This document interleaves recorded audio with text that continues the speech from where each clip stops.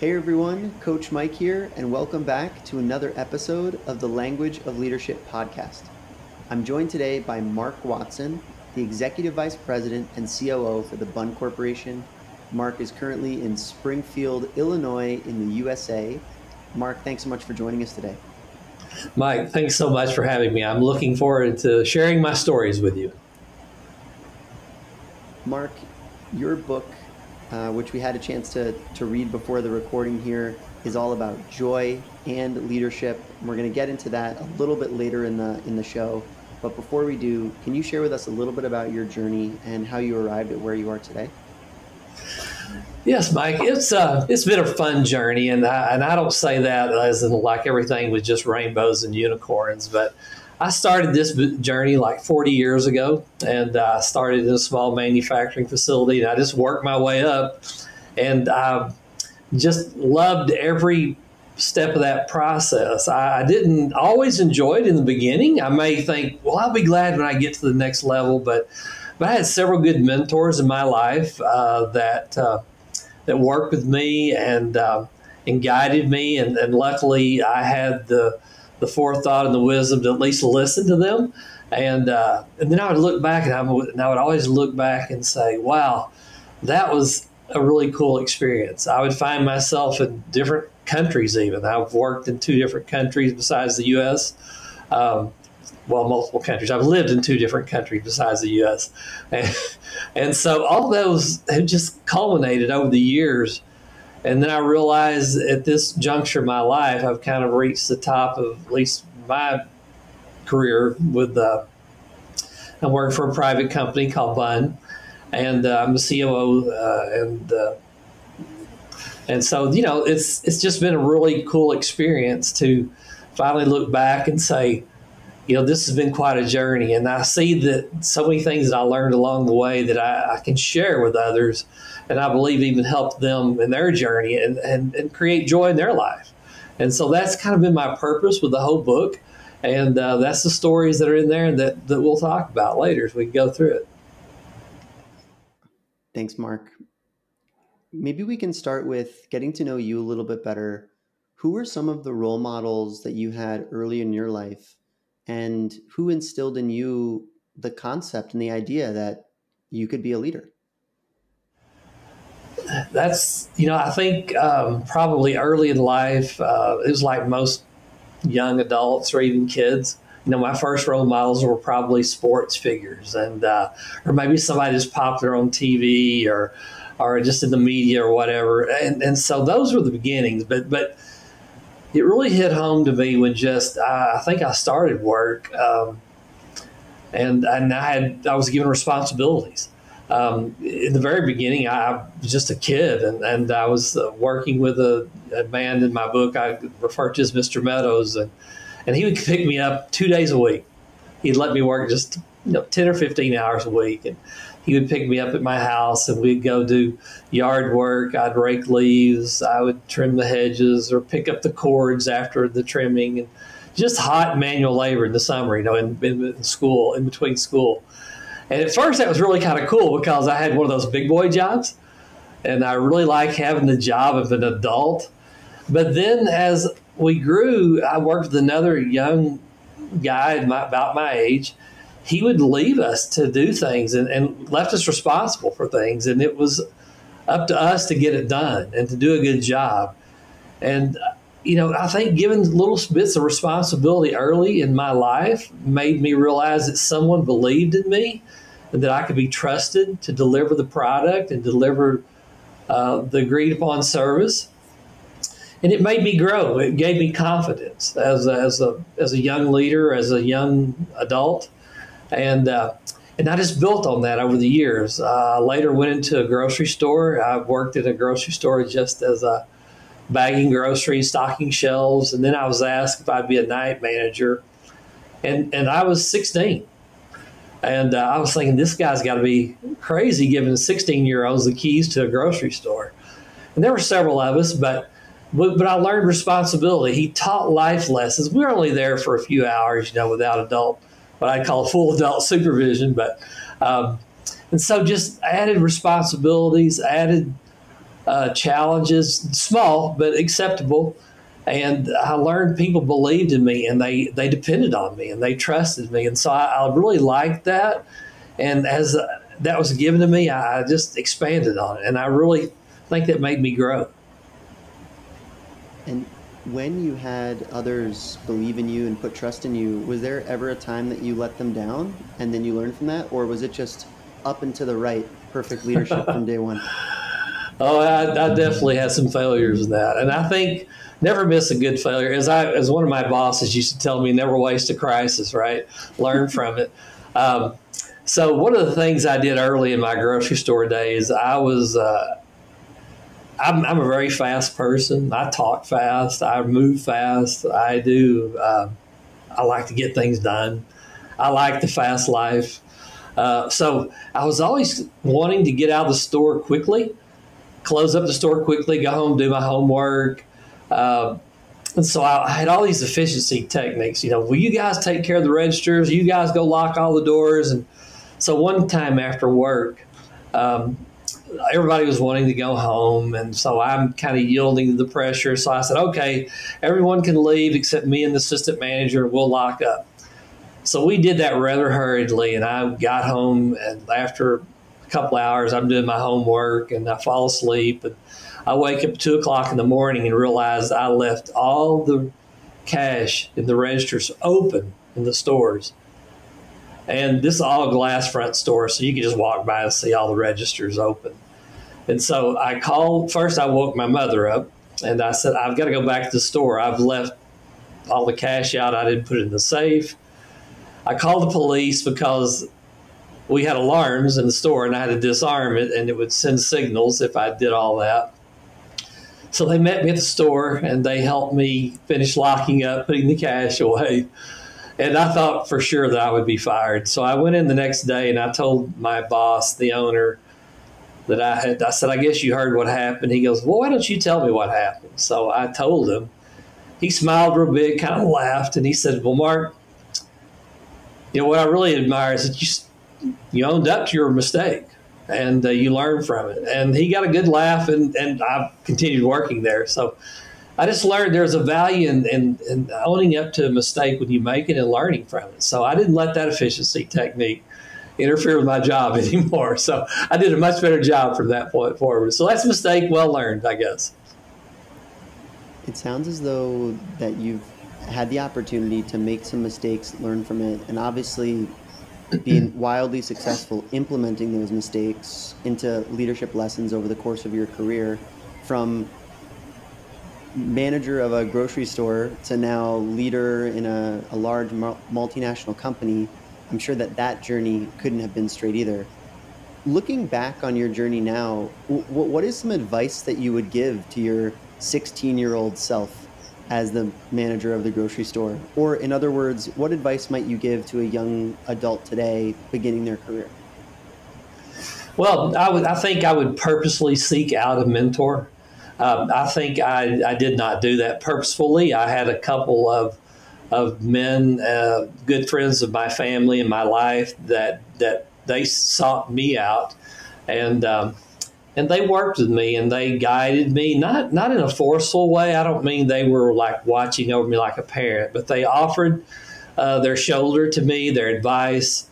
They would just offer an ear, listen to me sometimes. But I think I would have been more purposeful in seeking out people in various areas of my life. And not that it had to be a real formal sit-down session, but just make sure I touch base with someone that in all facets of my life, whether it be my physical health, my spiritual health, my educational journey. There's so many things I learned through what we commonly refer to as hard knocks. Made a bad decision, so I thought, okay, that didn't work. So I did something else.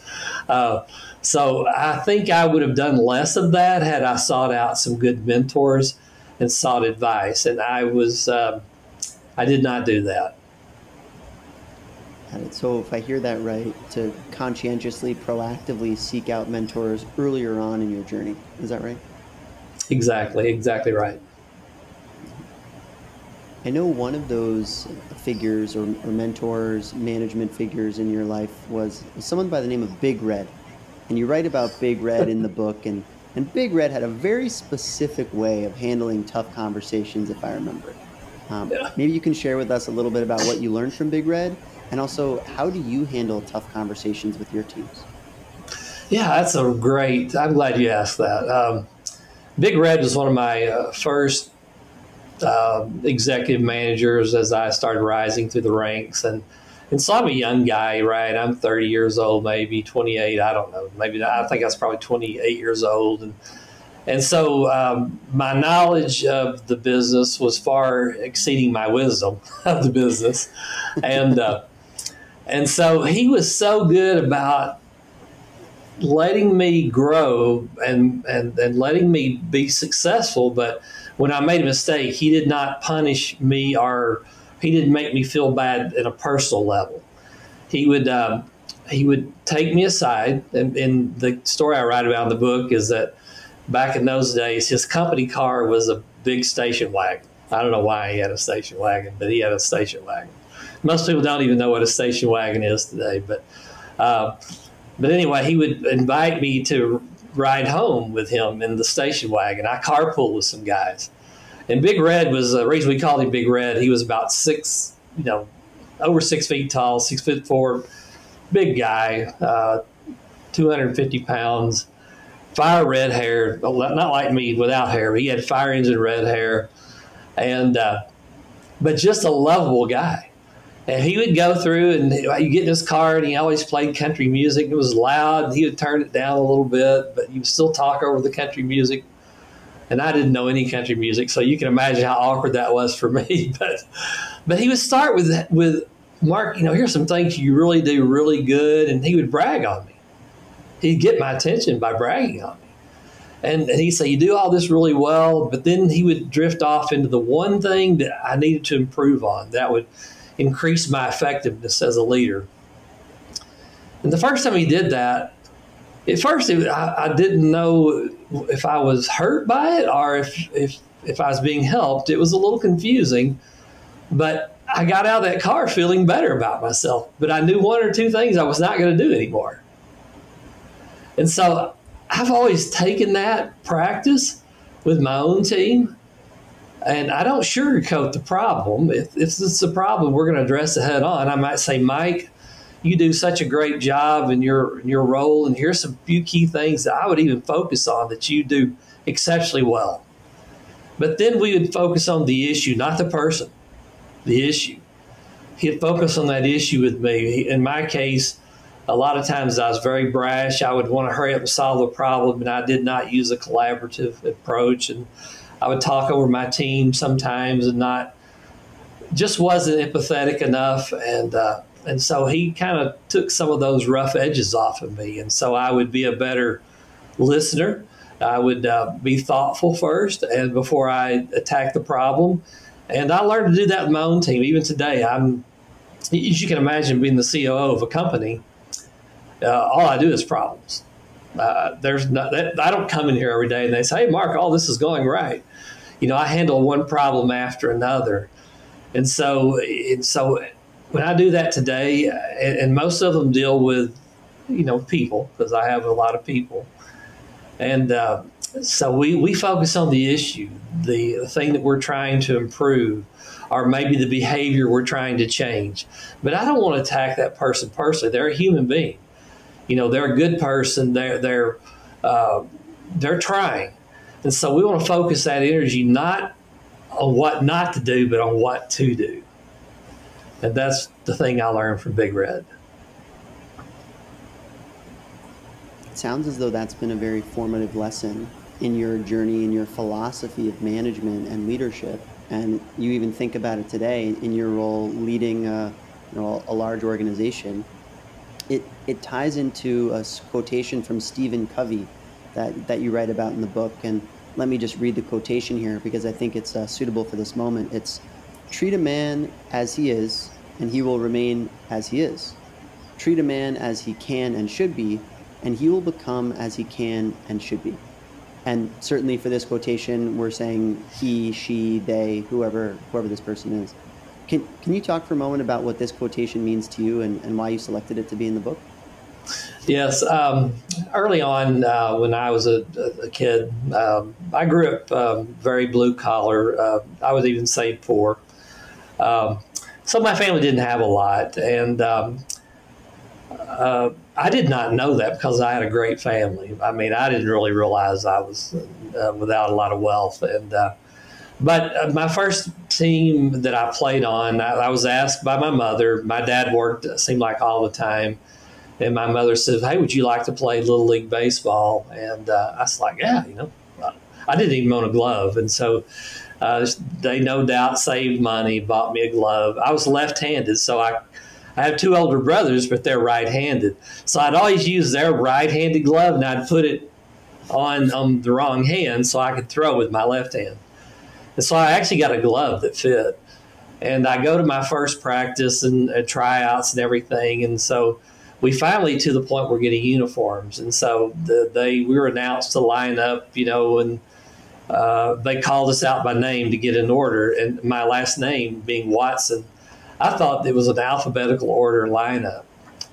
But then I'm noticing there's a kid behind me that this order is not really following in alphabetical order. There's a kid in front of me, and so then it's not really alphabetical order, even though I'm pretty well at the end of the line. When I got to my point to get a uniform, the only size pants they had were like huge and bigger than huge. And I was I'm not a very big guy. I mean, I'm tall, but I'm not a very big person. And so the guy kind of throws them at me, says, "Tell your mother to take them up, but don't let it be a permanent thing because we got to use them again next year." So it was very humiliating. I knew what order I was being ranked. I hadn't even played my first game, and I was being ranked toward the end. That stuck with me for a long time. That same thing happened in junior high and senior high and high school. I love playing sports. I'm a very competitive guy. I was also, if you look at my 10th grade yearbook from high school, I'll be the guy that the uniform doesn't match the rest of the team. And so you tend to play that way. You tend to believe you're the 15th guy, 15th man. And that stuck with me my whole upbringing. I said, if I am ever in a position of being a coach or a leader, I'll make sure that never happens. And you have to be careful when you make those proclamations because I got that opportunity. When my oldest son was about 9 or 10 years old, we moved back. We had been living in Mexico where we only played soccer. And we moved back to the United States, and he had his chance to play Little League Baseball the first time.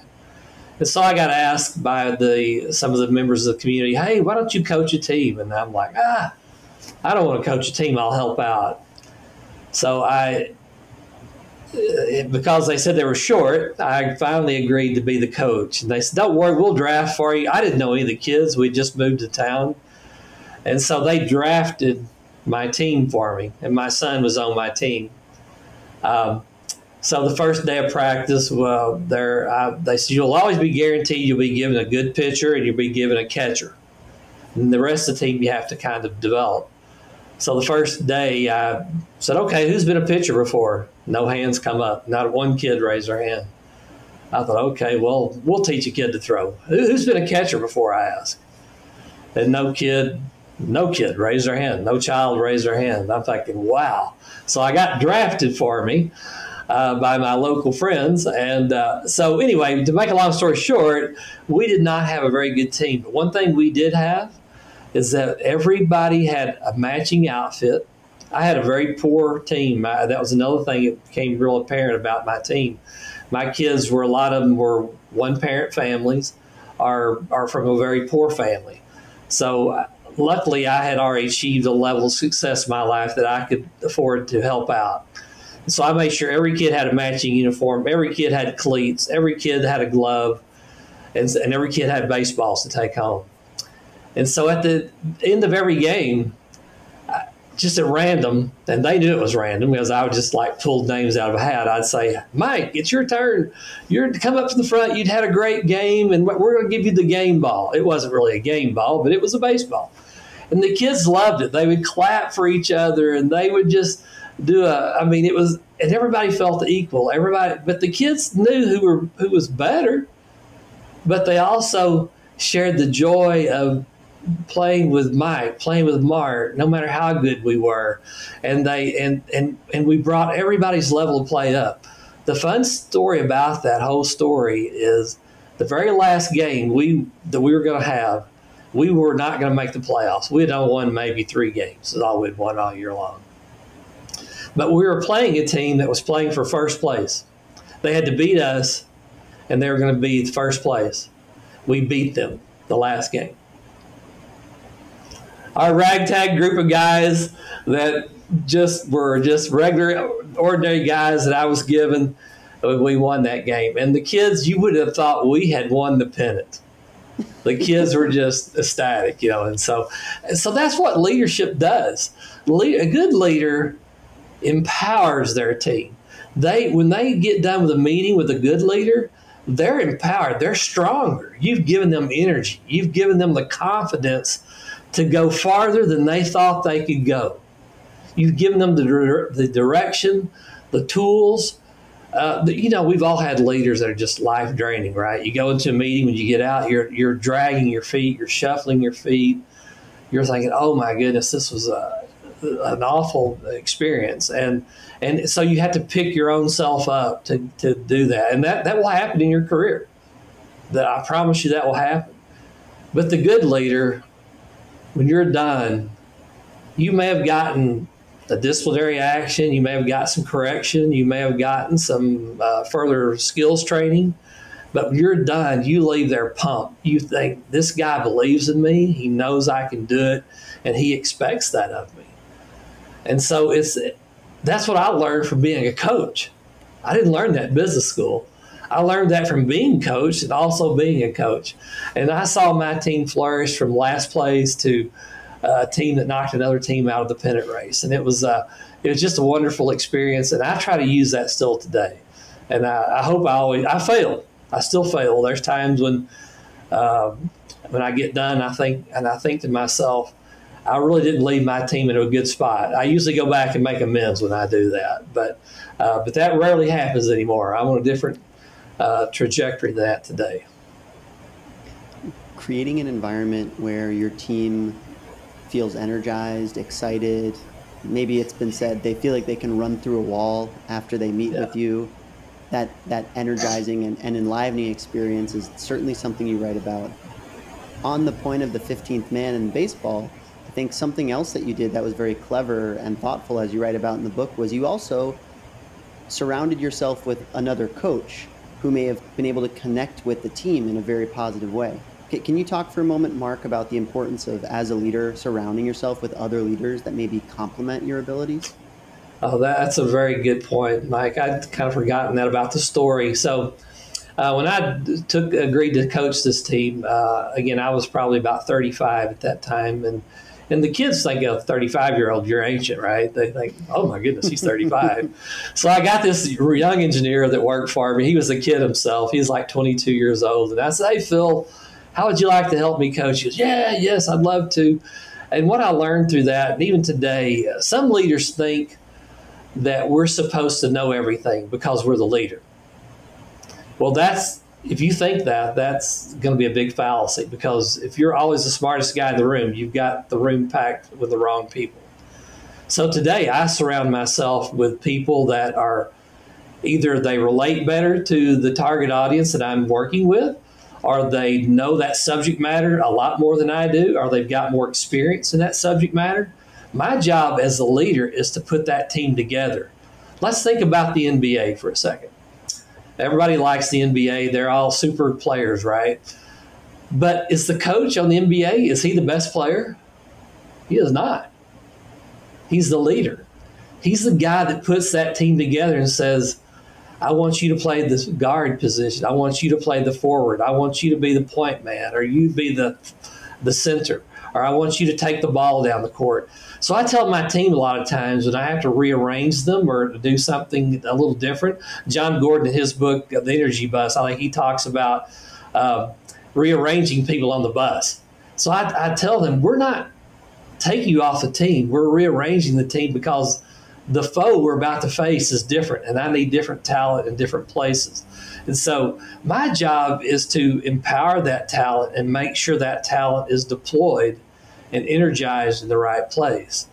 And so, much like the NBA coach, he can't beat any of his players because they're all better than he is. They dribble better, they shoot better, they move better, they're younger, they're faster. My team today is much that way. They're all better at what they do than I can do. But the ability I have is through the wisdom I've learned through the years is I can now place those in the right positions where they can be successful. And as a team, we can be successful. Thank you, Mark. Moving to the concept of joy. This is something that clearly means a lot to you. It's in the title of your book. Every chapter, section of the book is named after a certain part of joy. You also are a very positive and energetic guy to speak with. I mean, I can see it and feel it, that joy is something that matters a lot to you in your spiritual life, your personal life, your professional life. You know, Mark, I have to say something that originally attracted me to you and the book is this concept of joy. One of my personal core values is seek the joy of being alive. This is a phrase that was introduced to me as a 9-year-old and something that I actually think about almost every day as part of a morning routine that I have, and a question, how can I seek the joy of being alive myself? Can you share with our listeners and audience, Mark, the importance of joy in your life and how it came to be one of the cornerstones of what you think makes a life well lived? Sure. I think I've always been a happy person. I think I try to be a happy person. I like humor. I enjoy humor of all types, even if it's at my expense. I'm pretty good at making mistakes that make people laugh, and so tripping or whatever that might be. But at the same time, life is very brief. And when we get up every day, we've got a certain amount of minutes that we're awake and we're alive. And you can choose. Joy is a choice, by the way. It has nothing to do that I'm the COO. As a matter of fact, I would say I probably have more problems I face on a day-to-day basis being a COO than most people face. So those are tough, and I don't always smile through those things. But so I've always had that been bent toward seeking joy. But in about, let me do the count now, about 7 years ago, I was diagnosed with a terminal illness. And I was at the prime of my life, really. I mean, I was 55 years old, and I was fit. I ran marathons. I did CrossFit. My wife and I would do what we call it's called the MS 150 bike rides. They're 150-mile bike rides for multiple sclerosis. We did a lot of benefits for those. And we were both very fit. And one day I have a gym in my basement, a little small gym. And I was doing box jumps. And all of a sudden I could not get on the box. And I do these every day. And I went upstairs after I got done and I showered and everything. I'm about to go to work. And I told my wife, I said, I couldn't get on the box today. I couldn't jump on the box. She goes, oh, you'll be fine. You're probably just tired. You'll be okay tomorrow. But I knew something inherently was wrong. It was, I mean, I literally could not make that leap. It was like something had been taken away. Well, this goes on for the course of a few months. I started developing numbness in my hands. I started developing numbness in my feet. I was no longer able to run. And I went to one doctor after another, and they would all diagnose me with symptomatic thing. Oh, you've got carpal tunnel syndrome. So I had surgery in both hands. When they got done with the surgery, I was more numb than when I started. Finally, a few months later, I ended up in the hospital, unable to digest food and keep food down. As a matter of fact, I just started my facility in Shanghai. I just got back from Shanghai. And I thought maybe I caught a bug in Shanghai. That's what I had blamed it on. And I ended up in the hospital, and the doctor told me, he said, I don't know what's wrong with you, but it's something serious, and I would suggest you go to a specialty clinic. because you're going fast. He just said this is going, we're seeing decreased mobility every day. And so they transferred me to Mayo Clinic. And within 3 days, 3 days, Mayo Clinic said you either have ALS, Lou Gehrig's disease, you have MS, multiple sclerosis, or you have amyloidosis. At the time, I barely knew what any of those three diseases were. I mean, I knew what MS was because I'd done the benefit for them, but the others I didn't know much about. So I asked the doctor, I said, so out of those three, which one should I hope that I've got? He said, none of them. He says, at your age, they're all going to prove fatal. And besides that, they're progressing very fast. He said, so we're going to do a series of tests to try to narrow down what's wrong with you. So I stayed in the clinic there for about almost a month. And they finally narrowed it down that I had amyloidosis, and I had the worst form. It was called ATTR, which is hereditary. And they told me to go home and get my affairs in order. I had about 9 months to live. So that was in 2015. So you say, wow, 9 months later, you're still here. And so I went home and I looked just like I do now. I looked fine, except I was losing weight really fast. So I went home and I went back to work. And I'm thinking, how do you tell somebody you're dying whenever you look just fine? And so they had gotten to the point where they had treated the symptoms well enough I could eat a little bit. So I went on for about a month working, and had only told my family that I was dying and would be gone by Christmas is what they thought. They thought I would be lucky to see Christmas. So one night after work, I came home, and they called me from the clinic, and they said, Mark, we have a drug trial. Would you like to try it? And I'm thinking, hey, I've got 9 months. I've got nothing to lose. Why not? You know, so I flew back up to the Mayo Clinic and entered the drug trials, got my first treatment on June the 1st of 2015. It's an infusion of a drug, and I was on the trial for 5 years before the drug got approved. So after a year, obviously, we knew the drug worked somewhat.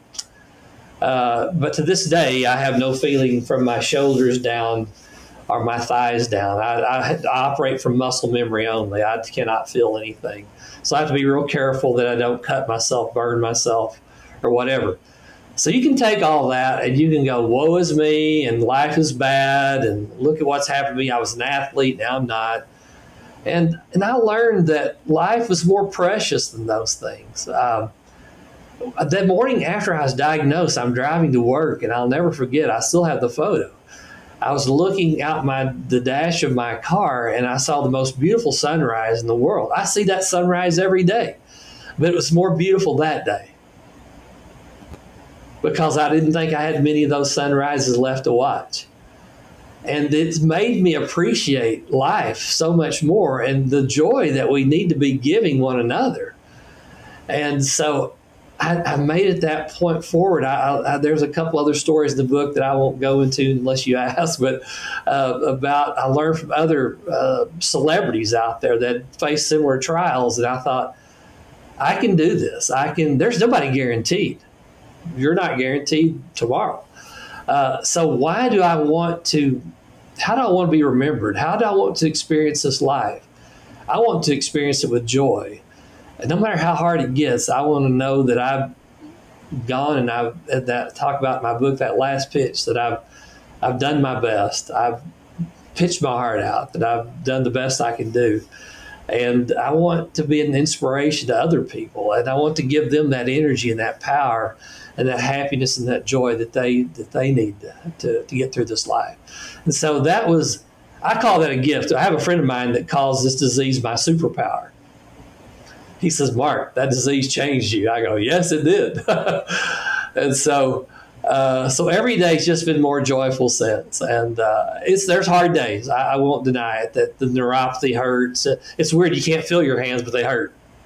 And you're like, I don't know where it hurts after they hurt, or my feet hurt. But so it's been a gift. I think it's been a gift for me and my whole family. So, thank you for sharing that incredibly personal experience with us. And it is clear, Mark, that you're bringing inspiration and joy and happiness and passion into the world. And we're incredibly grateful not only for your work that you're doing with the company, your work on the book, but also the time that you're spending with us today.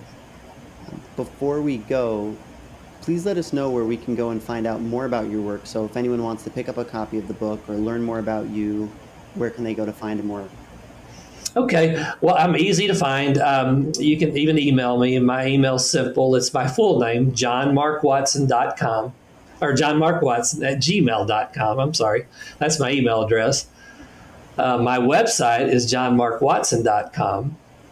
And my book that I have everywhere is you can find it at any retailer, Amazon.com, Barnes & Noble, any online, whether it be Walmart or wherever you shop.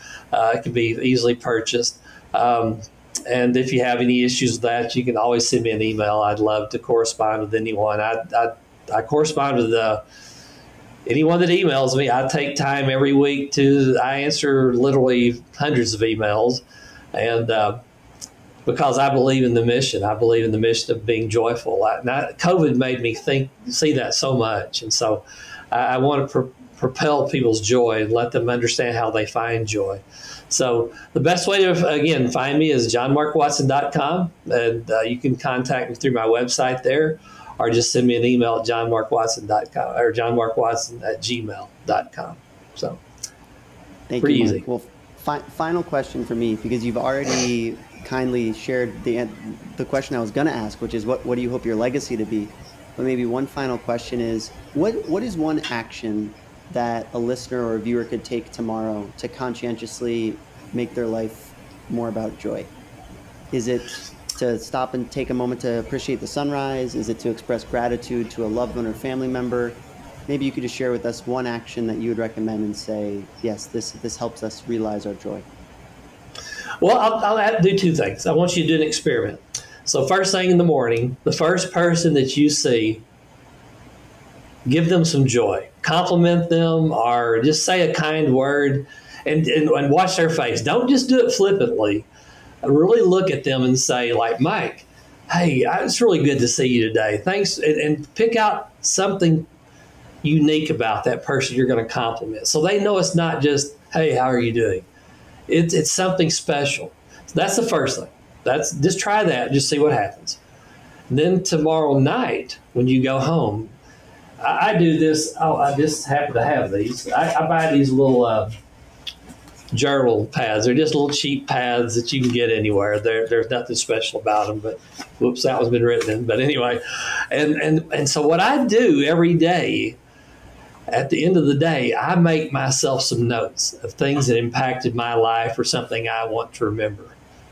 So when you get home, think of the things that brought you joy or impacted your life in a positive way, and get a couple of these things that they're at the dime store or whatever. They're really nothing. Or write it on the back of a notebook paper or whatever. And just do that each day for just a week, and you tell me what that changes in you. It will change you. I promise you. I've done it. I've got several piles of these sitting around, and it's made a whole difference in my life. My whole book, by the way, was written from those notes that I make. I also use Google Notes as well. So that's how I started. Those are just stories that I accumulated that made an impact on my life, and I've got many more of them. And so I'm excited to turn that into book 2 eventually someday. Well, we can't wait to find that. But before that, Joyous Leadership. And Mark, thanks so much again for your time. We know as COO and as a devoted family man, you have a million things going on. So we really appreciate you being with us today. Thank you again. Mike, thank you so much, and good luck with everything you're doing there. I really admire the work you're doing, and best wishes in doing that. Thank you.